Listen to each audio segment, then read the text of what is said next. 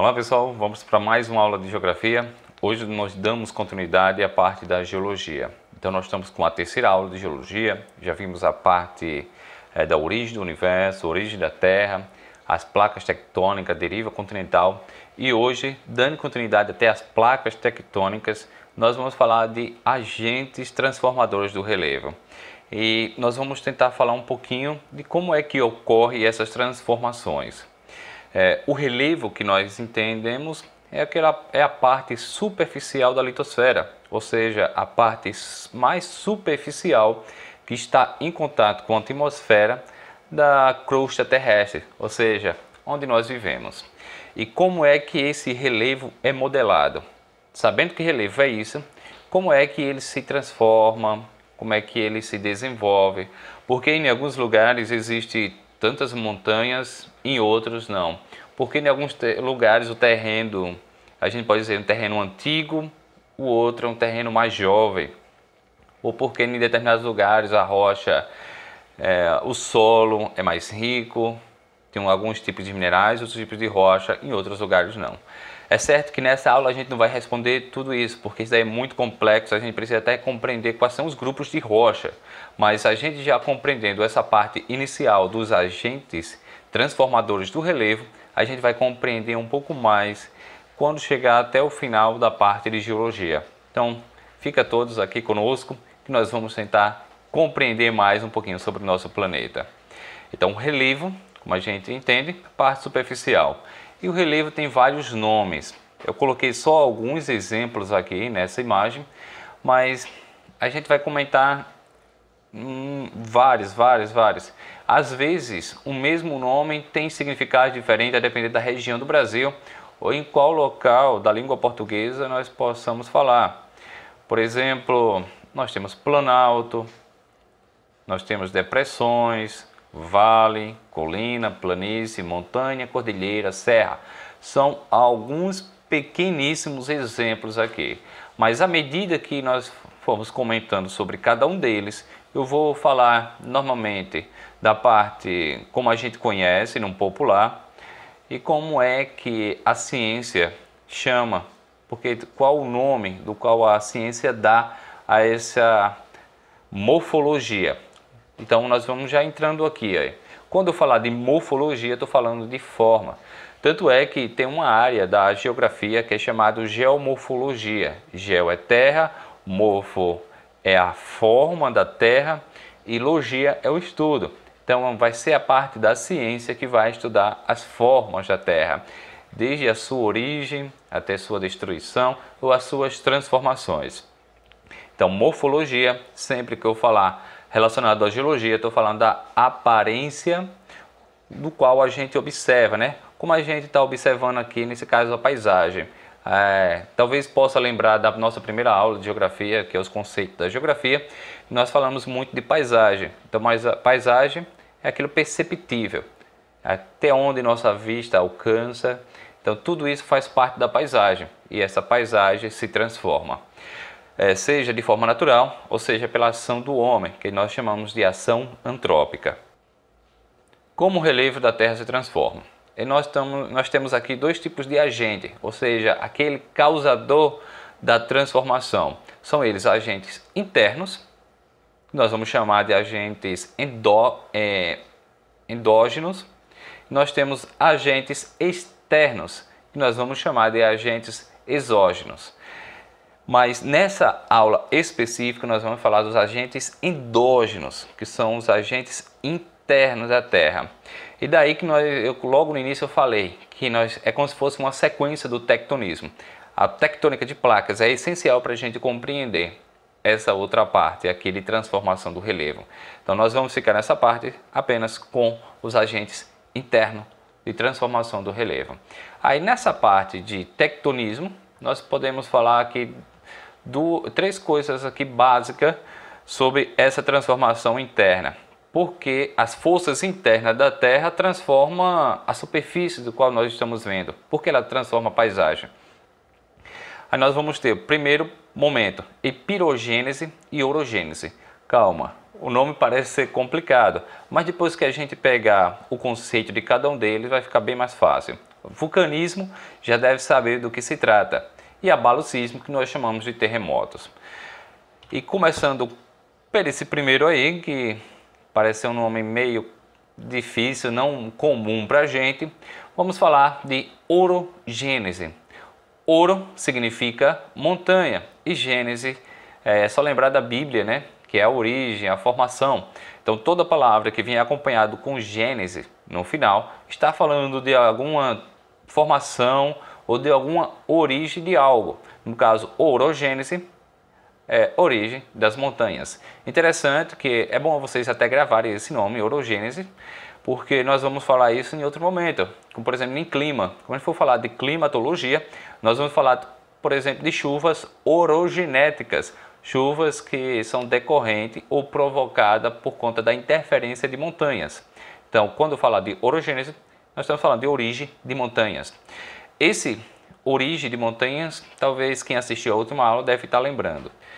Quando nós estávamos falando lá nas placas tectônicas sobre o choque, as áreas convergentes, eu dei algum exemplo que quando acontece a convergência de uma placa se chocar com a outra, existe um dobramento de uma determinada placa, aquela que for mais maleável ou menos rígida. Ela vai fazer com que ela se dobre, formando cordilheiras. Tanto que eu dei o exemplo da Cordilheira dos Andes e a Cordilheira do Himalaia, que é provocado por conta do choque. E nós falamos que o orogênese é aquele movimento horizontal. Horizontal porque é de placas. Primeiro, porque essas placas se movimentam por conta dos movimentos de convecção que existe no interior da Terra, do manto se movimentar. O manto se movimenta, a crosta vai junto com ele.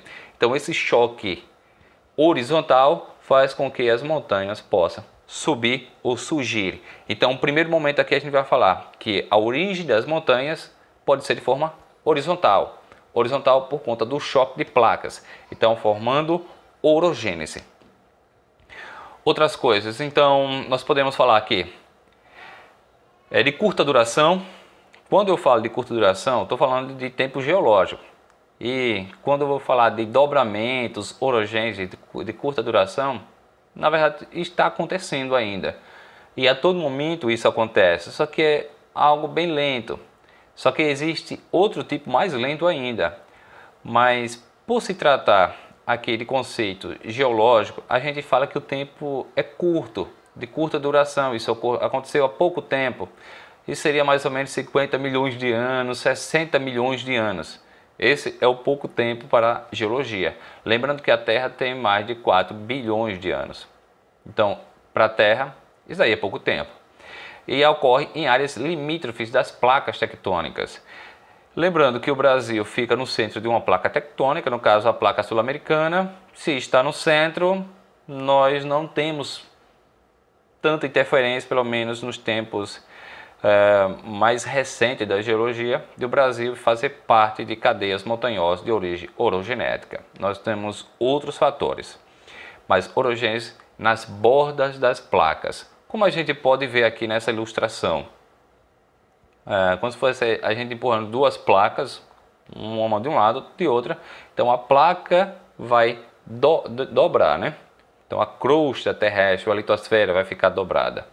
E a isso nós vamos chamar de dobramentos. Tanto é que mais tarde a gente vai falar sobre dobramentos modernos. E é justamente isso. Moderno porque foi de curta duração, de orogênese, nos limites das placas tectônicas. Outro tipo de placa, ou de melhor, de formação do relevo, é chamado epirogênese. Epiro significa continente e gênese significa origem. Então, origem dos continentes. Isso daqui a gente vai falar que é de origem do continente, não quer dizer que está formando o continente, mas quer dizer que está interferindo no próprio continente. Epirogênese, enquanto que orogênese é nos limites, epirogênese é mais no centro da placa. Por isso que a gente vai falar que é uma formação continental, em que ocorre um soerguimento da placa, uma parte da placa, ou rebaixamento dela. Quando ele se movimenta para cima, ou seja, de maneira vertical ou para baixo. Veja, orogênese eu falei que é horizontal, epirogênese é vertical. Tanto uma parte da placa vai subir, ou quanto a parte da placa pode descer. Essa parte que sobe é chamada de host. É uma forma positiva. É positiva porque ganhou altitude. A outro tipo de quando acontece o rebaixamento, a gente chama de graben. E nós chamamos de negativa. É negativa porque perdeu altitude. Então o relevo baixou. Aí você diz assim, como isso é possível? É possível sim. Só que a gente não percebe, porque é um movimento de longuíssima duração. Demora-se muito. Se no outro nós estávamos falando lá que de 60 milhões, isso daí poderia espantar a gente achando que é muito tempo, esse daqui a gente está falando coisa de 500 milhões, 600 milhões de anos. Então é de longa duração. Acontece de forma muito lenta e acaba formando algumas falhas, onde acontece uma ruptura. Dando um exemplo aqui, quando uma determinada parte da crosta continental recebe grandes camadas de gelo ou de neve, vai acumulando durante muito tempo, cria um peso sobre essa placa, então ela rebaixa. Isso pode acontecer, como acontece aqui no Brasil, no Rio, na região da Amazônia, na bacia, nos períodos mais chuvosos, é tanto peso, é tanta água sobre a placa sul-americana que ela desce um valor bem considerável, mas no período que acontece de seca, ela volta a subir mais uma vez, ela perde aquele peso. Então existem vários fatores que podem interferir sim na formação do relevo terrestre. Um deles é a epirogênese. Normalmente, portanto, o interior das placas é de forma vertical e lenta e forma planaltos, forma áreas mais altas, formam depressões, vales, baías. Nós vamos comentar muito mais isso. Quando eu estiver falando sobre baía, eu vou relembrar, lembra, epirogênese é a formação de baías ou de locais mais baixos ou de planaltos. A gente fala também que existe muita relação da epirogênese com a regressão ou transgressão do mar. Transgressão é quando o mar avança para o continente. Regressão é quando o mar regride para o seu modo original. Então nós temos uma faixa de praia, o mar regrediu, mas isso vai demorar muito tempo. Essa placa tem que se erguer. Se a placa sobe, o mar vai dar a impressão que ele recuou, mas na verdade é a placa que está acontecendo isso. Existem outros fatores de transgressão e regressão do mar, como aquecimento global ou eras glaciais. Mas isso é aula para climatologia. Nesse momento, o mar vai avançar ou vai regredir por conta da elevação ou do rebaixamento. Uma coisa bem interessante, não precisa a gente memorizar pelo menos essa parte, que quando a gente fala do host, que a placa subiu, a gente chama de anticlinal. Anticlinal, ela dá esse sentido assim, né? E o outro, quando é negativa, o graben, é o sinclinal. Eu tenho um amigo na universidade que a gente ficava brincando com esse negócio anticlinal ou sinclinal. Aí eles ficavam, Rodrigo, lembra do emotio? Ele dizia assim, olha, quando você está triste é anti, é depressivo, é para baixo. Então é aquele sinalzinho do desenho do emotio, né? Para baixo. O emoji, acho que vocês devem estar rindo aí eu falando sobre isso. Eu acho que é emoji o nome. E o sinclinal é um sim, é para cima, então daria esse sentido. Foi o que eu aprendi. Graben é negativo porque baixou, mas é um sinclinal. O host é positivo porque subiu, mas é um anticlinal, como se fosse aquela carinha lá. Uma outra, e esse daqui é fascinante, com certeza deve chamar a atenção de muita gente, inclusive eu tenho uma vontade enorme de conhecer um vulcão. Nós vamos falar aqui de vulcanismo. Vulcanismo não fala apenas sobre vulcões, a gente vai falar de outras coisas, como por exemplo os geysers, as fumarolas, mas vamos começar aqui. Vulcanismo ou vulcão, normalmente os vulcões ocorrem em áreas de contato das placas tectônicas. Mais uma vez, o Brasil está longe da margem da placa, do limite da placa tectônica. O Brasil está no centro, então logo no Brasil não tem vulcões ativos, mas o Brasil já teve vulcões. Isso daí, pelo menos no período mesozoico, nós tivemos sim vulcões aqui no Brasil. E nesse caso que nós temos aqui, um vulcão, quando existe o contato das placas tectônicas, uma placa vai dobrar, vai fraturar, e essa fratura vai facilitar com que o movimento do magma que está lá embaixo suba, formando um cone, a cratera e a liberação de lava. Lembrando aí, essa rocha derretida que está lá no manto, quando ela sai, nós não chamamos mais de rocha derretida, apesar de ser. Nós chamamos normalmente de lava vulcânica. Vai sair cinzas, gases, exemplo do ácido sulfúrico. Nós vamos ter aqui vapor de água, por isso que é muito comum em erupções vulcânicas aquela cinza caindo. Tanto é que quando tem grandes erupções, vários aeroportos aí são fechados e o pessoal tem que sair dessa proximidade da região. E acontece muita chuva, muitas tempestades, porque está saindo muito vapor d'água. Quando chega lá em cima, o vapor d'água vai se condensar e transformar-se em chuva ou em nuvens. Aí nós temos aqui alguns exemplos, né, de vulcões. O local do planeta onde tem mais vulcão é no Pacífico. Tanto que a gente chama de Anel de Fogo do Pacífico, o Círculo de Fogo do Pacífico. Ele forma uma longa sequência de muitos vulcões. Só para você ter uma ideia, nessa região aqui do Chile, na costa oeste da América do Sul, nós temos muitos vulcões. É em torno a aproximadamente um vulcão a cada 100 km. Então, a cada 100 km você encontra um vulcão, coisa que nós não temos. Então, nós estamos no Brasil, não temos vulcões, mas lá no Chile, na Argentina, Bolívia, nós vamos ter vários. E subindo lá pelo México, Estados Unidos, Canadá, lá no Alasca, Rússia, Japão, aí nem se fala, o Japão é principalmente formado por vulcões, várias ilhas aqui. Aí você pergunta por que acontece isso. Esse local aqui é o local de contatos de placas tectônicas. Portanto, o contato das placas tectônicas gera vulcanismo. Para você ter uma ideia, 80% dos vulcões ativos no mundo está no Círculo de Fogo. Agora dá para entender por que Círculo de Fogo, né? Pela quantidade de vulcões que nós vamos ter aqui.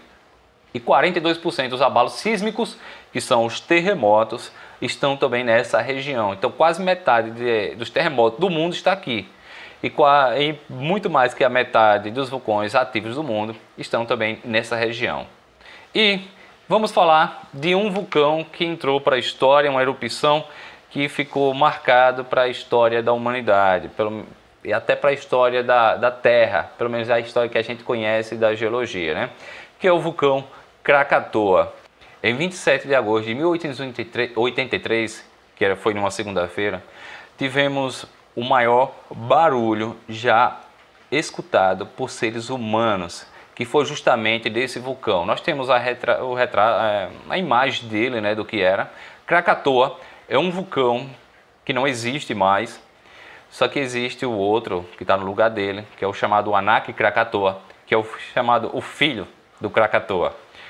Krakatoa fica na região de Java, lá na Indonésia, numa das grandes ilhas, próximo de uma das grandes ilhas da Indonésia.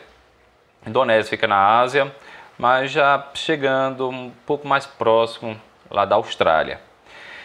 E nesse dia, várias embarcações que estavam próximas escutaram um barulho. Esse barulho essa explosão desse vulcão que entrou em erupção, liberou um barulho de 200 megatons. Isso equivale a 10 mil bombas nucleares, daquelas que foram jogadas lá em Hiroshima, no Japão, em 1945. Conta-se a história que várias pessoas que estavam próximas do local da explosão estouraram os tímpanos. Então o barulho foi tão grande que os tímpanos de muitos marinheiros ou pessoas próximas acabaram estourando.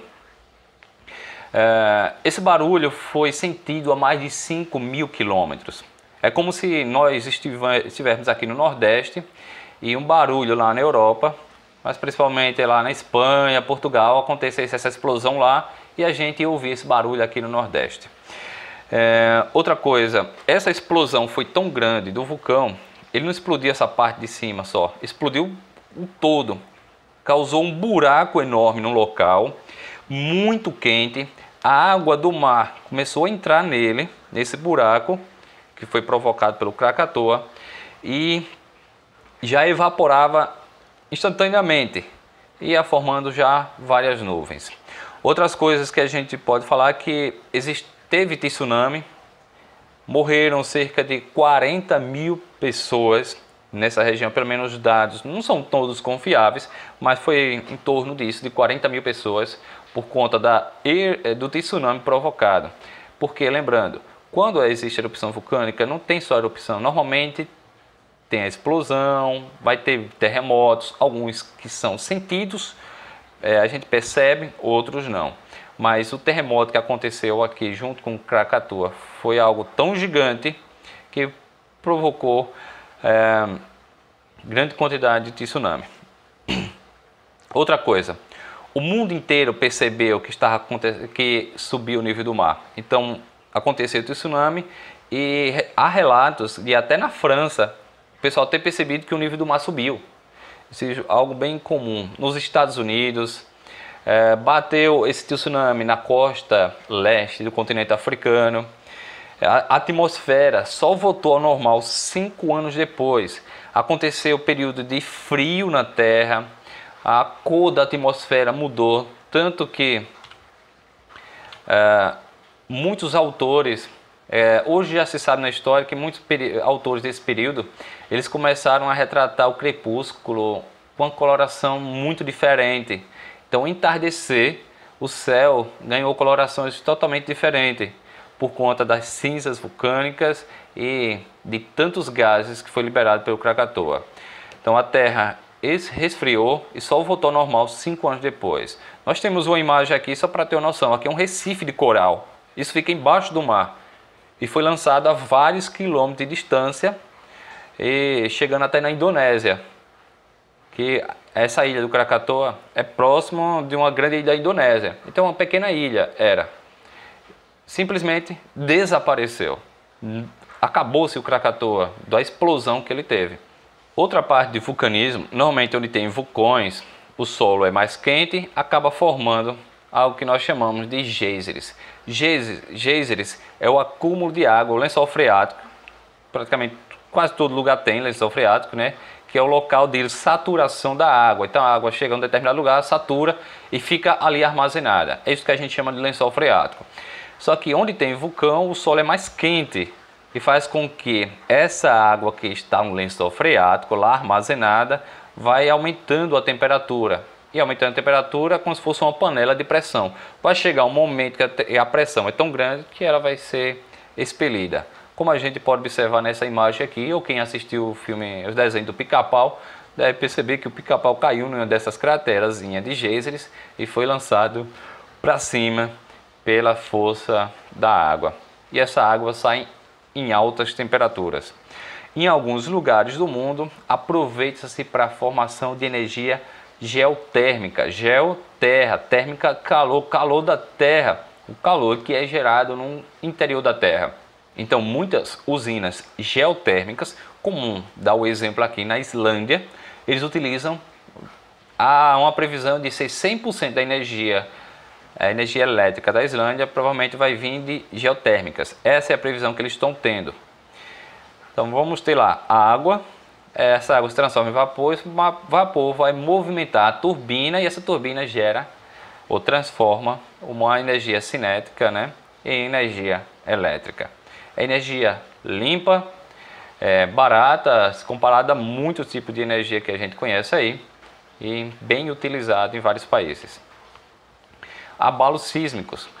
Abalo sísmico a gente vai chamar de terremotos, tremores de terras ou maremotos. Tenha calma, porque a única diferença de maremoto para terremoto é porque o terremoto acontece aqui no continente, maremoto debaixo d'água. Então, no mar, maremoto, terra, terremoto.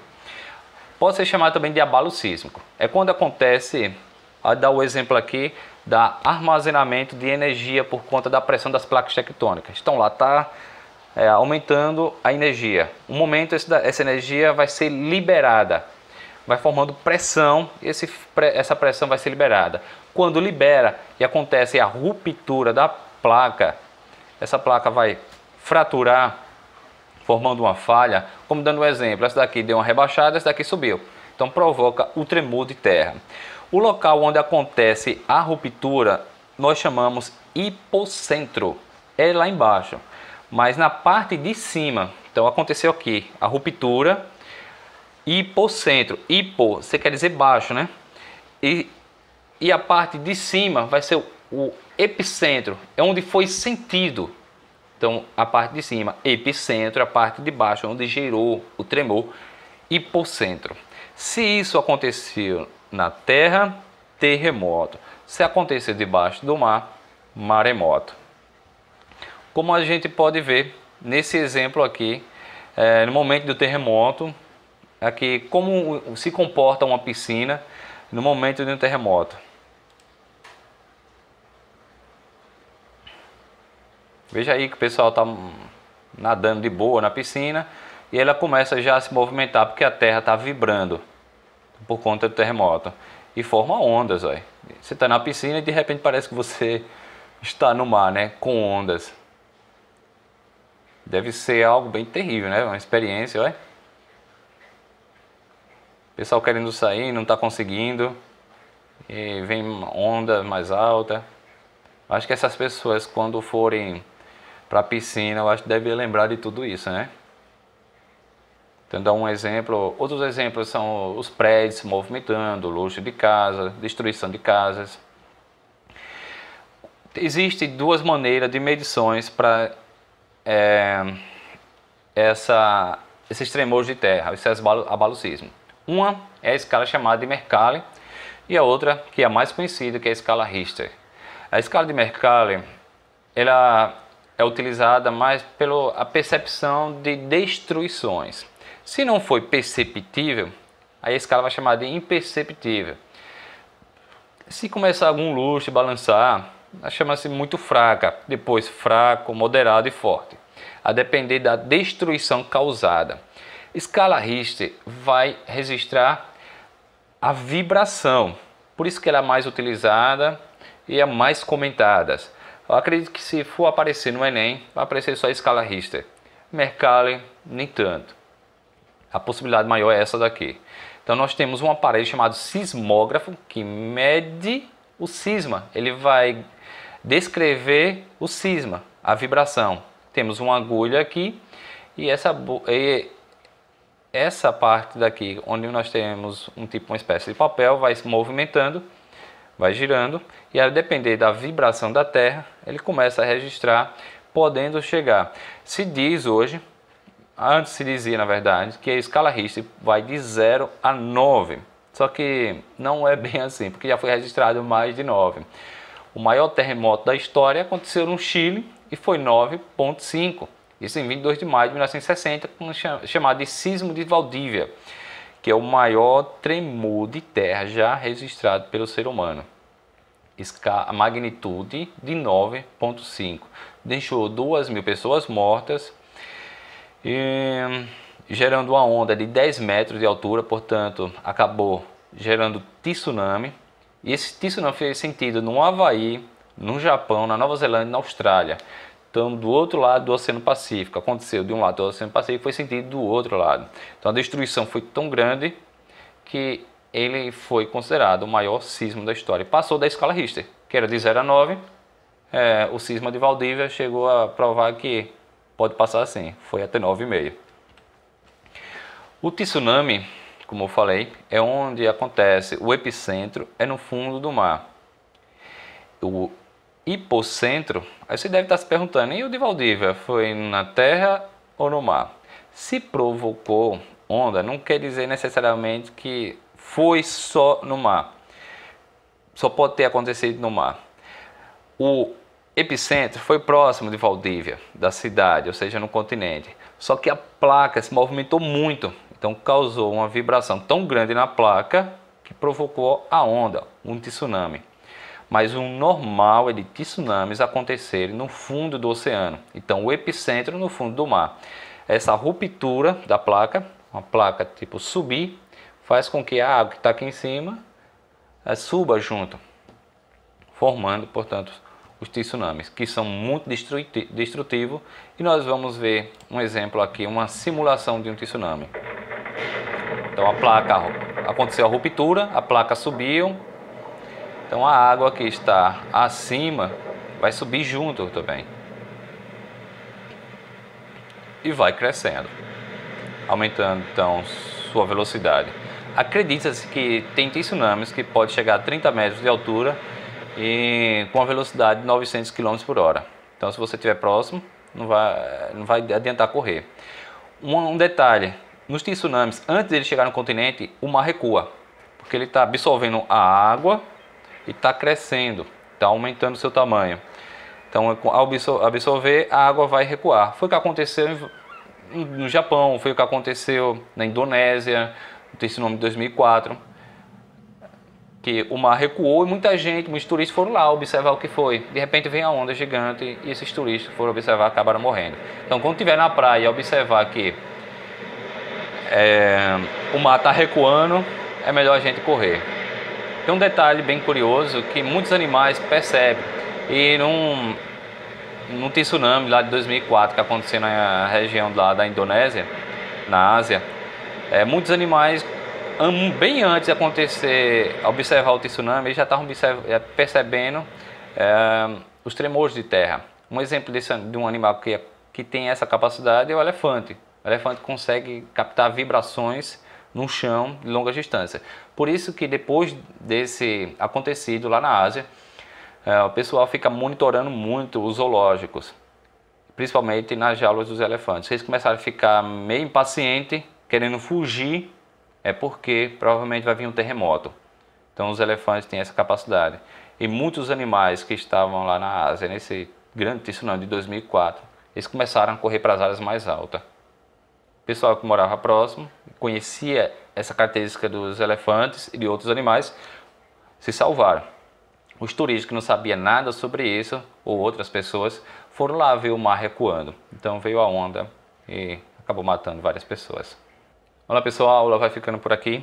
Essa parte que nós vimos foi, portanto, os agentes internos, as forças internas da Terra, principalmente o calor, faz movimentação do magma, movimenta as placas. E essas placas vai modelando o relevo da Terra. Em orogênese lá, dobramento, formando o relevo. E pirogênese, tanto formando depressões, vales, como planaltos. Vulcanismo, formando aquela semelhante a montanhas, porque vai formando lá a cratera, o cone, e formando aquela grande elevação por conta das lavas, por conta da cinza vulcânica, vai transformando o relevo. Os abalos sísmicos, que acontece ruptura, portanto pode ocorrer um soerguimento da placa, rebaixamento de placa. Então o relevo da Terra vai sendo modelado por forças internas, endógenas. Depois a gente vai comentar sobre as forças externas, chamadas de forças exógenas, de transformação do relevo. Mas vou deixar essa parte quando a gente for falar de transformação da rocha em solo. Aí a gente vai comentar sobre esses agentes externos. Então a aula vai ficando por aqui. Fiquem todos com Deus e bons estudos. Até mais.